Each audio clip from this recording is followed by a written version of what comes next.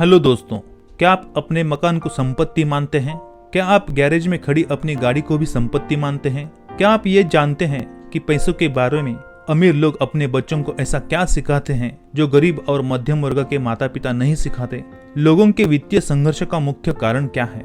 वे कौन से टैक्स के लाभ हैं जो निवेशक तथा बिजनेस मालिक प्राप्त करते हैं? पैसों के लिए तो सभी काम करते हैं, लेकिन पैसे हमारे लिए कैसे काम करते हैं? भविष्य के लिहाज से भारी भरकम वेतन पाने के बजाय संपत्ति हासिल करना और बनाना क्यों जरूरी हो सकता है?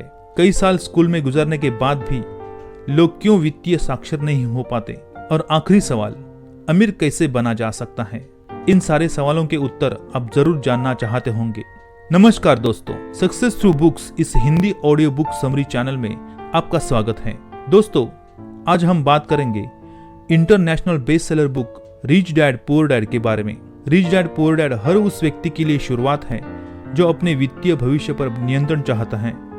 जो भी इंसान अपने आर्थिक भविष्य की बागडोर अपने हाथों में लेना चाहता है, उसे रिच डैड पुअर डैड से ही शुरुआत करनी चाहिए। रिच डैड पुअर डैड इस बुक के लेखक रॉबर्ट कियोसाकी एक एंटरप्रेन्योर हैं, मोटिवेशनल स्पीकर, एक इन्वेस्टर, एक बिजनेसमैन और एक पायलट भी हैं। उन्होंने शून्य से शुरू करके $100 मिलियन तक की संपत्ति हासिल की है। दोस्तों, इस बुक में लेखक हमें 9 अध्ययन सत्र देते हैं और ये सिखाते हैं कि वित्तीय स्वतंत्रता कैसे हासिल की जा सकती है। तो दोस्तों, इससे पहले कि हम ये 9 अध्ययन सत्र में खो जाएं, अगर आपने हमारे सक्सेस थ्रू बुक्स इस Hindi audio book summary channel को अब तक सब्सक्राइब नहीं किया है तो कृपया चैनल को सब्सक्राइब करें, वीडियो को लाइक और शेयर जरूर करें, कमेंट करें और वीडियो को एंड तक देखकर वो 9 अध्ययन सत्र को आत्मसात करें और अपने जीवन में वित्तीय स्वतंत्रता पाएं। तो आइए दोस्तों, देखते हैं कि वो 9 अध्ययन सत्र के पहले लेखक क्या कहते हैं। लेखक कहते हैं, मेरे 2 डैडी थे, एक अमीर और एक गरीब। दरअसल अमीर डैडी लेखक के दोस्त माइक के डैडी थे, जिन्हें लेखक अपने डैडी मानते थे। लेखक ने उन्हीं से सारी वित्तीय शिक्षा प्राप्त की थी। लेखक कहते हैं कि अमीर लोग ज्यादा अमीर बनते हैं और गरीब ज्यादा गरीब तथा मध्यम वर्ग कर्ज में डूबा रहता है। इसका कारण पैसों का विषय स्कूल में नहीं, घर पर पढ़ाया जाता है। गरीब माता पिता अपने बच्चों को कहते हैं, स्कूल जाओ, मेहनत से पढ़ो, अच्छे नंबर लाओ ताकि तुम्हें अच्छी कंपनी में नौकरी मिले। और हो सकता है कि बच्चा बेहतरीन नंबर के साथ अपनी पढ़ाई पूरी कर ले, लेकिन उसकी आर्थिक प्रोग्रामिंग और मानसिकता तो गरीब व्यक्ति की ही रहेगी और वो जीवन भर पैसों के लिए जूझता रहेगा। इसके विपरीत अमीर लोग डिनर के टेबल पर पैसे और कारोबार संबंधी बातें करते हैं, शक्तिशाली व्यावसायिक नीतियां और वित्तीय योजनाओं के बारे में बात करते हैं, जिसके कारण बच्चे के आर्थिक प्रोग्रामिंग और मानसिकता अमीर व्यक्ति की बन जाती है और उसे जीवन भर पैसों की समस्या नहीं आती। ना बिलों का टेंशन रहता है, ना खर्चों की चिंता। लेखक आगे कहते हैं कि पैसा शक्ति का रूप है, लेकिन वित्तीय शिक्षा इससे भी ज्यादा शक्तिशाली है, जो स्कूल कॉलेजों में नहीं सिखाई जाती। इसलिए लोग नहीं जानते कि पैसा कैसे काम करता है और वे पैसों के लिए काम करने में अपनी पूरी जिंदगी बिता देते हैं। तो चलिए दोस्तों, शुरू करते हैं इस बुक में दिए गए अध्ययन सत्र और उनमें दिए गए सबक। अध्याय पहला, सबक 1, अमीर लोग पैसे के लिए काम नहीं करते। इस अध्याय में लेखक ये सबक देते हैं कि गरीब और मध्यम वर्गीय लोग पैसे के लिए काम करते हैं और अमीर लोग पैसे से अपने लिए काम कराते हैं। लेखक कहते हैं कि जीवन हमें हर तरह से धक्के मारता है और कहता है कि जाग जाओ, कोई चीज है जो मैं तुम्हें सिखाना चाहता हूँ। लेकिन कुछ ही लोग इन धक्कों से सबक सीखते हैं, बुद्धिमान बनते हैं, सुखी और दौलतमंद बनते हैं, खुद को बदलते हैं। ज्यादातर लोग खुद को छोड़कर संसार के हर व्यक्ति को बदलना चाहते हैं। लेखक आगे कहते हैं कि जो जिंदगी के धक्कों से और थपेड़ों से सबक नहीं सीखते, वो जिंदगी के जाल में फंस जाते हैं। उनकी दृष्टि बहुत ज्यादा संकुचित होती है। उन्हें डर होता है, पर्याप्त पैसा ना होने का डर, बिलों को ना चुका पाने का डर, जरूरतों को ना पूरा कर पाने का डर। इसलिए वे कड़ी मेहनत करते हैं, सुबह जल्दी उठते हैं, नौकरी पर जाते हैं, उस नौकरी में ओवर टाइम भी करते हैं जिसमें उन्हें कुछ खास मजा भी नहीं आता और वे ज्यादा खुश भी नहीं दिखते। हर महीने बिल चुकाने के लिए नौकरी करते रहते हैं और फिर EMI पर घर खरीदते हैं, गाड़ी खरीदते हैं। जीवन भर EMI भरने के लिए और बिल चुकाने के लिए वो अब उन नौकरी करना मजबूरी बन जाता है और उन्हें नौकरी गंवाने का डर ज्यादा सताने लगता है। उन्हें पता ही नहीं चलता कि जिंदगी के जाल में वो कब फंस गए। लेखक ऐसी जिंदगी को चूहा दौड़ का नाम देते हैं। वो कहते हैं कि नौकरी एक दीर्घकालीन समस्या का अल्पकालीन समाधान है। लेखक के अमीर डैडी ने उन्हें सिखाया कि वो देखना जो दूसरे नहीं देख पाते। काम करते रहो, जल्द ही तुम्हारा दिमाग तुम्हें पैसे बनाने के तरीके दिखाने लगेगा। वो अवसर देख पाओगे जो दूसरे नहीं देख पाते। इससे तुम जिंदगी के जाल से अर्थात चूहा दौड़ से बच जाओगे। तो चलिए दोस्तों, देखते हैं दूसरा अध्याय, सबक 2, आर्थिक साक्षरता क्यों सिखाए। इस अध्याय में लेखक हमें ये समझाना चाहते हैं कि महत्वपूर्ण ये नहीं कि आप कितना पैसा कमाते हैं, महत्वपूर्ण तो ये है कि आप कितना पैसा रख पाते हैं और इसे कितनी पीढ़ियों तक रखते हैं। अगर आप अमीर बनना चाहते हैं तो आपको वित्तीय दृष्टि से साक्षर बनने की जरूरत है। वित्तीय बुद्धि के बिना पैसा जल्द ही चला जाएगा। आपने गरीब लोगों को लॉटरी लगने की कहानियां तो सुनी होगी। लॉटरी में उन्हें लाखों करोड़ों डॉलर तो मिलते हैं, लेकिन जल्द ही वे फिर से गरीब होते हैं। आगे लेखक वित्तीय साक्षरता के बारे में बताते हैं। उन्हें अमीर डैडी ने यह सिखाया था कि अमीर लोग संपत्तियां इकट्ठी करते हैं, गरीब और मध्यम वर्गीय लोग दायित्व इकट्ठे करते हैं और उन्हें ही संपत्तियां मानते हैं, क्योंकि लोग संपत्ति और दायित्व के बीच फर्क नहीं जानते। संपत्तियां आपके जेब में पैसे डालती है, दायित्व आपके जेब से पैसे बाहर निकालता है। कर्जे के ऊपर लिया आपका घर या गाड़ी अगर आपके जेब में पैसे नहीं डाल रहे हैं तो वो एक दायित्व है, संपत्ति नहीं। लेखक कहते हैं कि अगर आप अमीर बनना चाहते हैं तो जीवन भर संपत्तियां खरीदें। जिंदगी भर दायित्व खरीदने से आप गरीब या मध्यम वर्गीय ही बने रहेंगे। स्कूल इस तरह से बनाए गए हैं कि अच्छे मालिक नहीं, अच्छे कर्मचारी तैयार हो सके। लाखों करोड़ों शिक्षित लोग अपने पेशे में सफल हो जाने के बावजूद भी पैसों की तंगी झेलते हैं, क्योंकि स्कूल में पैसा कमाना और उसका प्रबंधन करना नहीं सिखाया जाता। गरीब या मध्यम वर्गीय लोग अमीर न बन पाने का ये भी एक कारण लेखक बताते हैं कि वो लोग सुरक्षित तरीके से खेलते हैं। अपनी समझदारी पर भरोसा करने के बजाय लोग भीड़ के साथ चलते हैं, अपना निवेश डाइवर्सिफाई करते हैं, मकान को संपत्ति मानते हैं, सुरक्षित नौकरी खोजते हैं, गलतियां करने से डरते हैं, जोखिम नहीं लेते। कई आर्थिक समस्या इसलिए भी उत्पन्न होती है क्योंकि लोग पड़ोसियों या आसपास के लोगों के साथ बराबरी करना चाहते हैं। अमीर लोग ज्यादा अमीर क्यों बनते हैं? क्योंकि उनका संपत्ति वाला कॉलम खर्च से ज्यादा आमदनी उत्पन्न करता है, जिसका बचा हिस्सा संपत्ति वाले कॉलम में फिर से निवेश किया जाता है। इससे उनका संपत्ति वाला कॉलम बढ़ता है, साथ साथ आमदनी भी बढ़ती है। मध्यम वर्ग को संघर्ष क्यों करना पड़ता है? क्योंकि उनकी आय सिर्फ वेतन से होती है। वेतन बढ़ता है तो टैक्स भी बढ़ता है और उनका खर्च भी बढ़ जाता है। वे अपने संपत्ति वाले कॉलम में निवेश करने के बजाय और ज्यादा बड़ा मकान और ज्यादा आलीशान कार खरीद लेते हैं और जिंदगी के चौहा दौड़ में फंसते जाते हैं। इस अध्याय के अंत में लेखक ये कहते हैं कि आमदनी देने वाली संपत्तियां खरीदने पर ध्यान केंद्रित करें। अमीर बनने की मार्ग पर शुरुआत करने का ये सबसे अच्छा तरीका है। तो दोस्तों, इस अध्याय में आपने जान ही लिया है कि वित्तीय साक्षरता होना क्यों आवश्यक है। आइए आगे देखते हैं तीसरा अध्याय, सबक 3, अपने खुद के काम पर ध्यान केंद्रित करें। इस अध्याय में लेखक अपने संपत्ति वाले कॉलम पर ध्यान केंद्रित करने की सलाह देते हैं और ये भी बताते हैं कि असली संपत्तियां कौन सी हैं। वो कहते हैं कि अमीर लोग अपनी संपत्ति पर ध्यान केंद्रित करते हैं, जबकि बाकी सभी अपने इनकम स्टेटमेंट पर ध्यान केंद्रित करते हैं। गरीब और मध्यम वर्ग के लोगों को पता ही नहीं चलता कि उनकी सबसे बड़ी तथाकथित संपत्ति यानी कि उनका मकान उन्हें जिंदा निगल रहा है। उनकी कार हर महीने उन्हें कच्चा चबा रही हैं और ऐसे ही बाकी की संपत्तियां हर महीने उनके पैसे खा रही हैं। लेखक आगे कहते हैं कि अपने खुद के काम पर ध्यान केंद्रित करें।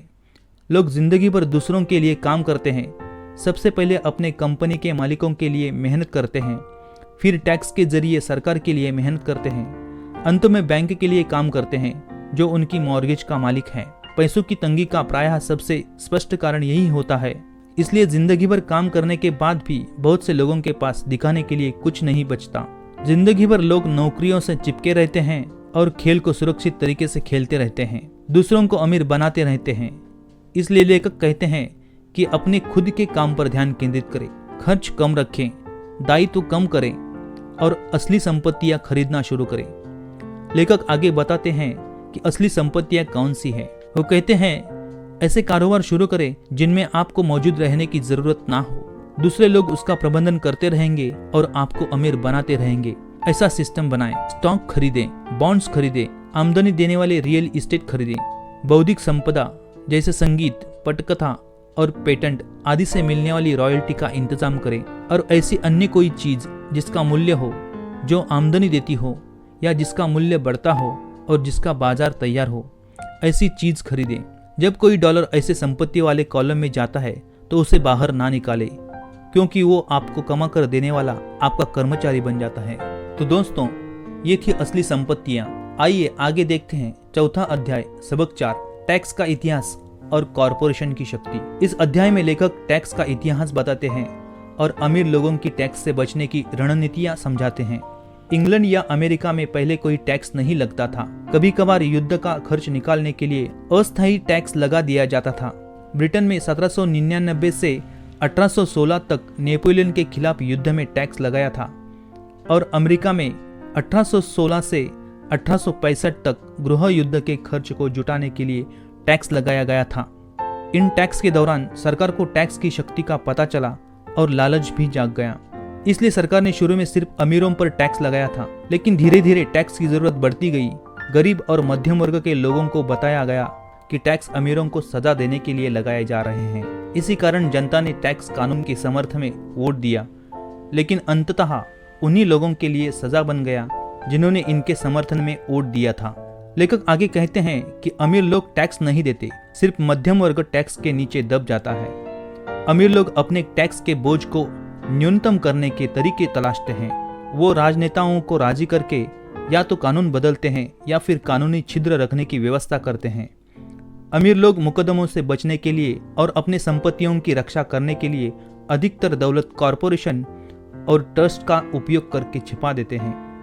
कॉरपोरेशन वाले कमाते हैं, खर्च करते हैं और बचे हुए इनकम पर टैक्स देते हैं, लेकिन सामान्य कर्मचारी कमाते हैं और पूरी इनकम पर टैक्स देते हैं, बचे हुए पैसे खर्च करते हैं। लेखक इस अध्याय के अंत में वित्तीय बुद्धि या वित्तीय आईक्यू में विशेषज्ञता के 4 व्यापक क्षेत्रों के ज्ञान की आवश्यकता बताते हैं। 1. अकाउंटिंग, स्टेटमेंट पढ़ने और समझने की योग्यता। 2. निवेश, पैसे से पैसे बनाने का विज्ञान। 3. बाजारों को समझना, मांग और पूर्ति का विज्ञान। और 4. कानून, अपने फायदे के लिए कानून का उपयोग करने की योग्यता। तो दोस्तों, इस अध्याय में दिए गए रास्ते से हम भी अपना टैक्स का बोझ हल्का कर सकते हैं।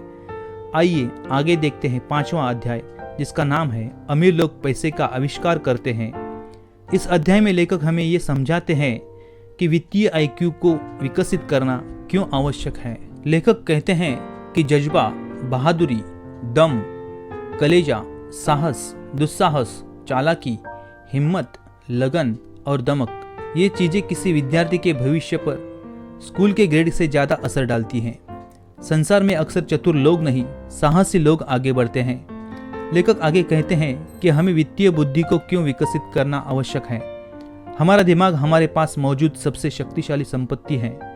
अगर इसे अच्छी तरह से प्रशिक्षित कर दिया जाए तो ये भारी दौलत उत्पन्न कर सकता है। वित्तीय प्रतिभा विकसित होने पर आप वो अवसर देख पाते हैं जो बाकी के नहीं देख पाते।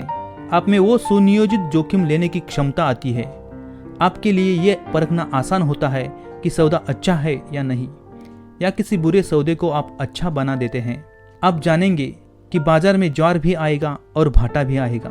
आप अंक पढ़ने में माहिर बनेंगे, पैसे के बिना लेन देन के तरीके ढूंढ लेंगे और चौहान दौड़ से जल्दी बाहर निकलेंगे।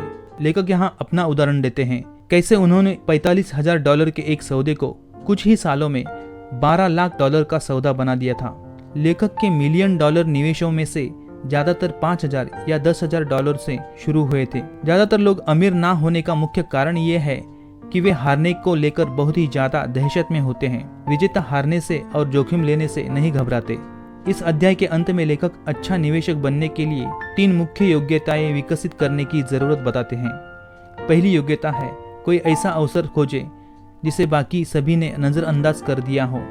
दूसरी योग्यता है पैसे जुटाने की योग्यता और तीसरी योग्यता है चतुर लोगों को संगठित करने की योग्यता। तो दोस्तों, इस अध्याय में आपने देख लिया कि वित्तीय बुद्धि विकसित करना पैसे के आविष्कार के लिए कितना महत्वपूर्ण होता है। तो दोस्तों, यहाँ तक आप ये बुक समरी देख रहे हैं, इससे ये साबित होता है कि आप भी अमीरों के गुण सीखने में रुचि रखते हैं तो दोस्तों वीडियो को एंड तक देखते रहें, वीडियो को लाइक शेयर करें और हमारे सक्सेस थ्रू बुक्स इस चैनल को सब्सक्राइब जरूर करें। आइए दोस्तों आगे देखते हैं छठा अध्याय, जिसका नाम है सीखने के लिए काम करें, पैसे के लिए काम न करें। इस अध्याय में लेखक अपने अमीर डैडी का ये सबक सिखाते हैं कि सीखने के लिए काम करो, उसके बदले में कितने पैसे मिल रहे हैं ये मत देखो। सीखना अमीर डैडी के लिए सब कुछ था। उनका सुझाव था कि तुम्हें बहुत सारी चीजों के बारे में थोड़ी बहुत जानकारी होनी चाहिए। लेखक आगे बिक्री और मार्केटिंग की योग्यताओं को मेहनत से सीखने की सलाह देते हैं। बिक्री और मार्केटिंग की योग्यताओं के अभाव के कारण कई प्रतिभा संपन्न उच्च शिक्षित लोग भी आर्थिक समस्याओं से जूझ रहे हैं। लेखक के अमीर डैडी उन्हें नेतृत्व गुण सिखाते हैं। वो कहते हैं कि तुम अगर अच्छे लीडर नहीं हो तो तुम्हारे साथी तुम्हारे पीठ में गोली मार देंगे। आगे लेखक अच्छा कारोबारी तंत्र सीखने के लिए प्रेरित करते हैं। वो यहाँ पर मैकडॉनल्ड्स हैमबर्गर का उदाहरण देते हैं। वो ये है कि मैकडॉनल्ड्स से भी अच्छा हैमबर्गर बनाने वाले लोग बहुत कम पैसा बना रहे हैं और सामान्य हैमबर्गर बनाने वाला मैकडॉनल्ड्स बहुत ज्यादा पैसे कमा रहा है। ऐसा इसलिए है कि मैकडॉनल्ड्स ज्यादा अच्छा हैमबर्गर बनाने पर ध्यान केंद्रित करने के बजाय हैमबर्गर बेचने और घर तक पहुंचाने के अपने कारोबारी तंत्र पर ज्यादा ध्यान केंद्रित करता है। इस अध्याय के अंत में लेखक ये कहते हैं कि कोई चीज सीखने के लिए ऐसे शिक्षक चुनना जिन्होंने वो काम सचमुच में किया है जो आप करना चाहते हैं। तो दोस्तों इस अध्याय में सीखते रहने का ये सबक हमने सीख लिया है। चलिए आगे सीखते हैं अगला अध्याय यानी कि 7वां, जिसका नाम है बाधाओं को पार करना। वित्तीय दृष्टि से साक्षर लोग अपने संपत्ति वाले कॉलम को इतना ज्यादा नहीं बढ़ा पाते। इसके पीछे 5 कारण लेखक यहाँ पर बताते हैं। वो इन बाधाओं को पार करने के उपाय भी देते हैं। पहला उपाय है डर को पार करना। वित्तीय असफलता का सबसे बड़ा कारण है पैसे गंवाने का डर। ज्यादातर लोग वित्तीय दृष्टि से इसलिए नहीं जीत पाते क्योंकि पैसे गंवाने का डर अमीर बनने की खुशी से कई ज्यादा होता है। लोग बड़े मकान और बड़ी कारें तो खरीद लेते हैं लेकिन बड़े निवेश खरीदने से डरते हैं। इस डर को पार करने के लिए लेखक केंद्रित बनने की राह दिखाते हैं। बहुत सारे अंडे थोड़ी सी टोकरियों में रखें और केंद्रित हो जाएं, एक ही दिशा में चलते रहे जब तक सफल न हो जाएं। दूसरी बाधा है निराशावाद। शंका और डर लोगों को निराशावादी बना देता है, निष्क्रिय बना देता है। लेखक आगे कहते हैं, हम में से हर एक के भीतर एक छोटा मुर्गा रहता है जो विनाश की चेतावनी देता हुआ दौड़ता रहता है कि आसमान गिर रहा है, आसमान गिर रहा है। इस निराशावादी छोटे मुर्गे से निपटने का एक तरीका लेखक के अमीर डैडी उन्हें बताते हैं। वो ये है कि वही करे जो कर्नल सैंडर्स ने किया। 66 साल की उम्र में उन्होंने अपना पूरा कारोबार गंवा दिया था। इसलिए फ्राइड चिकन की रेसिपी बेचने के लिए पूरे अमेरिका में उन्हें 1009 बार असफलता मिली और 1010वें बार सफलता पाकर उस उम्र में वो करोड़पति बने। तीसरी बाधा है आलस। व्यस्त लोग अक्सर आलसी होते हैं। वे व्यस्त इसलिए बने रहना चाहते हैं क्योंकि वे उस चीज से बचना चाहते हैं जिसका वे सामना करना नहीं चाहते। इस आलस की बाधा को पार करने के लिए लेखक लालच का उपाय बताते हैं। लेखक कहते हैं कि खुद को एक सवाल पूछो कि अगर मेरे पास वो सारा पैसा होता जिसकी मुझे जरूरत है तो जिंदगी कैसी होती। चौथी बाधा है बुरी आदतें।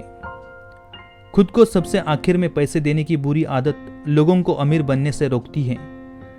लोग पहले सभी बिल चुकाते हैं, पहले टैक्स देते हैं, खर्च करते हैं और अगर पैसे बचते हैं तो खुद को देते हैं यानी कि निवेश करते हैं। इस बाधा को पार करने के लिए लेखक कहते हैं कि पहले खुद को पैसे दो। दूसरों को पैसे देने का दबाव तुम्हें आमदनी के जरिए खोजने के लिए मजबूर करेगा। आखिरी और 5वीं बाधा है अहंकार। जो मैं जानता हूँ उसकी बदौलत मैं पैसे बनाता हूँ, लेकिन जो मैं नहीं जानता हूँ वो महत्वपूर्ण नहीं है। ये अहंकार वित्तीय सफलता में एक बहुत बड़ी बाधा है। इस बाधा को पार करने के लिए लेखक बताते हैं, आप जानते हैं कि किसी विषय में आप अज्ञानी हैं तो उस क्षेत्र के किसी विशेषज्ञ या किसी पुस्तक को खोजकर अपना ज्ञान बढ़ाना शुरू करें। तो दोस्तों चलिए देखते हैं 8वां अध्याय, जिसका नाम है शुरुआत करना। इस अध्याय में लेखक हमें शुरुआत करने के लिए 10 कदम बताते हैं। पहला कदम, वास्तविकता से बड़ा कारण खोजें। आत्मा की शक्ति, प्रबल इच्छा। 2, दैनिक विकल्प चुने, चयन की शक्ति, सीखने में निवेश करना। 3, मित्र सावधानी से चुने, मित्रता की शक्ति, समझदार निवेशक मित्र के बुद्धि का फायदा। 4, किसी फॉर्मूले में महारत हासिल करे और फिर एक नया फॉर्मूला सीखे, जल्दी सीखने की शक्ति, पैसे बनाने के ज्यादा तेज फॉर्मूले खोजना। 5 खुद को सबसे पहले पैसे दे, आत्म अनुशासन की शक्ति। 6 अपने ब्रोकर्स को अच्छे पैसे दे, अच्छी सलाह की शक्ति। अच्छे ब्रोकर्स ज्यादा पैसे लेते हैं और ज्यादा मुनाफे वाले सौदे देते हैं। 7 इंडियन गिवर बने, कुछ नहीं देकर कुछ पाने की शक्ति। 8 विलासिताएं खरीदने के लिए संपत्तियों का इस्तेमाल करें, एकाग्रता की शक्ति। 9 नायक चुने, मिथक की शक्ति, अपने अमीर नायक चुने, उनकी नकल करें। 10 सिखाओ और आपको मिलेगा, देने की शक्ति। दान करें, दान 10 गुना बढ़कर वापस आता है। तो दोस्तों ये थे 10 कदम जिनसे आप शुरुआत कर सकते हैं। आइए देखते हैं 9वां और आखिरी अध्याय, और ज्यादा चाहिए तो ये करें। इस आखिरी अध्याय में लेखक हमें ऐसी चीजें बताते हैं जो वो खुद करते हैं। वो कहते हैं कि जो कारगर या सफल नहीं हो रहा है उसे करना छोड़ दें और किसी नई चीज की तलाश करें। जिन फार्मूले के बारे में नहीं जानते उन पर कैसे करें की पुस्तकें खरीदते हैं। ऐसे व्यक्ति को लंच पर ले जाते हैं जिससे वो सीखना चाहते हैं, सेमिनारों, अखबारों और इंटरनेट पर खोज करते हैं। जब रियल इस्टेट खरीदना चाहते हैं तो बहुत सारे प्रस्ताव देते हैं। रियल इस्टेट के ऐसे साइन बोर्ड पहचान लेते हैं जो लंबे समय से लगे हैं। सही जगहों पर अच्छे सौदे तलाशते हैं। इतिहास से सीखते हैं कि शेयर बाजार की सभी बड़ी कंपनियां कभी छोटी कंपनी के रूप में शुरू हुई थी। इस बुक के अंत में लेखक कुछ अंतिम विचार बताते हैं। वो कहते हैं कि जल्दी शुरुआत करें। 20 की उम्र में शुरुआत करने में और 30 की उम्र में शुरुआत करने में बहुत बड़ा फर्क पड़ता है। अर्जित आय को जल्दी से जल्दी पोर्टफोलियो आय में बदलने की कोशिश करें, छोटी शुरुआत करें। तो दोस्तों इस बुक में दिए गए 9 अध्याय के 9 सबक हमने सीख लिए हैं। तो दोस्तों पैसा सब कुछ तो नहीं होता है, लेकिन बहुत कुछ तो जरूर होता है। आइए अभी शुरुआत करते हैं। वित्तीय स्वतंत्रता के पद पर चलना शुरू करते हैं। जब जागो तभी सवेरा। दोस्तों वीडियो को एंड तक देखने के लिए धन्यवाद। कृपया वीडियो को लाइक और शेयर करें, हमारे चैनल को सब्सक्राइब करें और बेल आइकन को दबाएं। इससे हमें आपके लिए और भी बुक समरीज बनाने में मोटिवेशन मिलता है। तो दोस्तों मिलते हैं अगले ऑडियो बुक समरी में, तब तक के लिए धन्यवाद।